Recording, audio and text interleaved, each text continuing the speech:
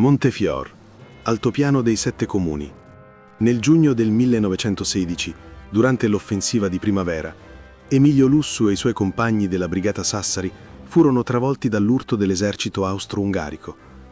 Le trincee si riempirono di fumo, urla e sangue.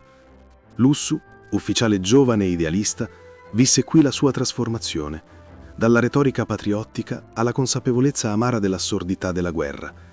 In Un anno sull'altipiano, scrisse: «Gli austriaci agitavano i fucili e i berretti verso di noi. Di fronte, tutta illuminata dal sole, come un immenso manto ricoperto di perle scintillanti si stendeva la pianura veneta. Sotto, Bassano e il Brenta, e poi, più in fondo, a destra, Verona, Vicenza, Treviso, Padova.